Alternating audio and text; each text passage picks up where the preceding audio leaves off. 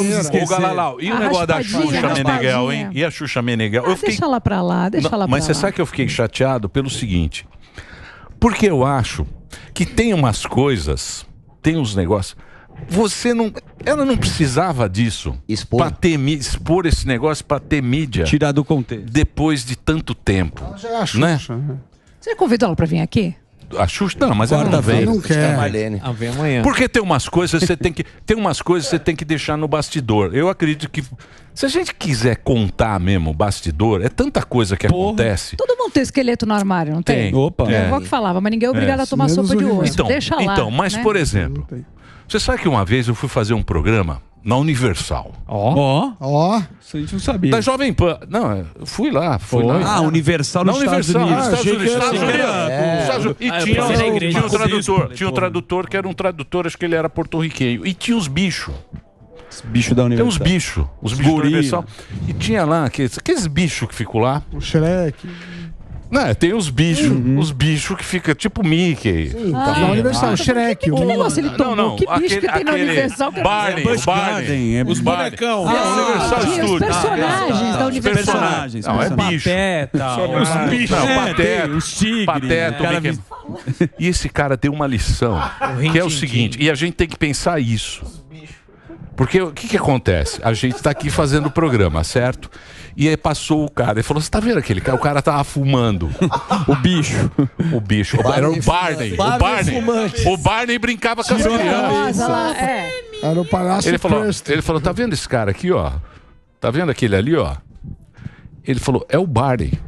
Viciado em cocaína, um puta do mau elemento, mas quando ele vem aqui, ele é o Barney. Exato. Quando ele tira a fantasia do Barney, ele vai embora daquilo e assim tem que ser a nossa vida. Sem casar. Então, por exemplo, a Xuxa é a Xuxa, com aquela roupinha do negócio. Saindo da nave. Linda, gata. Linda, gata, bonita. Não precisava fazer esse negócio todo pra você voltar à mídia. Pra que você vai fazer um negócio? Desenterrar. Você vai destruir um negócio tão bacana que todo mundo viveu legal da Rainha dos Baixinhos. Gigante. Quando você lembra da Xuxa, é aquele... Acaba a mágica. Acabou, muito bem, né? Você tem que tirar a vida dela inteira Você ali tem que no tirar a ar. cabeça do Barney. da Xuxa, deixar lá, falar, porra, fiz tanta alegria de tanta gente. Exato. É isso. Exatamente. Não é? Eu acho que cada um vê a vida, né, e a sua história de uma maneira.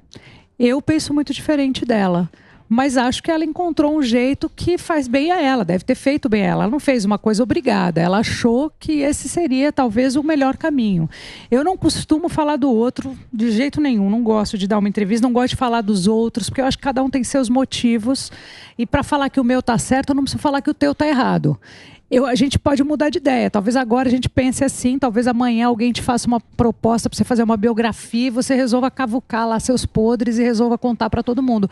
Não é um pouco o meu jeito de ver. Eu olho mais para a Hebe, por exemplo, que eu acho que a Hebe teve uma trajetória pública, o próprio Silvio Santos, figuras que são Jô Soares, que fizeram história, que são brilhantes e que a gente não sabe exatamente como era a vida deles depois, quando acabava o programa. Só quem conviveu, que era amigo, mas... Então, mas isso não interessa. Pouco. Então, eu acho que não interessa mas também. a gente pode julgar como telespectador. A gente pode julgar. Eu posso assistir. Pra que você vai querer? O que você está falando? Você acabou com a mágica, mas eu assistindo o documentário que assisti, ela resgatar uma história que você tava lá com o Senna, namorando com o cara, e ele já tava 2 anos separada, e ela foi atrás dele, dependendo do que ela quer vender o documentário, foi esquisito, não foi legal.